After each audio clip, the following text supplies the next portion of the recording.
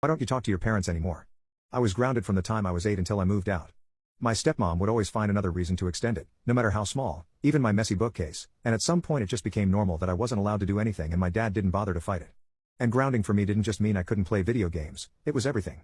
I had no access to any kind of tech. She took away my alarm clock when she found out I was using the radio on it. I couldn't go outside, I couldn't watch TV, I couldn't be up past 8, yes, even in summer when I was 17, I couldn't leave my room without a good reason. I wasn't even allowed to be in my sister's room or talk to her at all.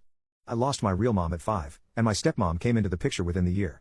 I was still nowhere near recovering, and felt like she was trying to replace my mom, so of course I wouldn't call her mom or anything like that. She and my father married when I was 7 without asking me or my sister, 3 at the time.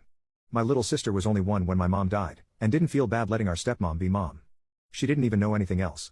She loved my sister and hated me, and I started doing worse and worse in school, giving my stepmom reason enough in my dad's eyes to keep me grounded that whole school year.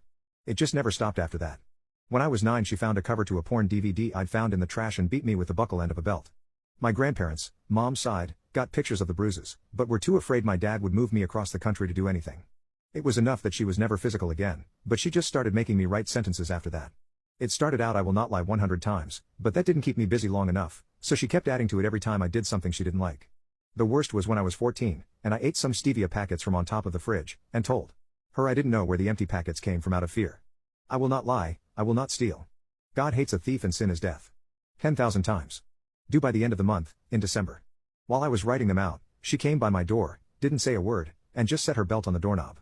That was about as bad as it got, and honestly I consider myself lucky it never got worse. I went to my grandparents' house almost every weekend, and they tried to spoil me as best they could.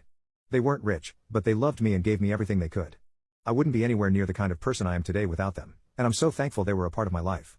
They taught me how a family is supposed to show love, since my mom couldn't, my stepmom wouldn't, and my dad didn't know how.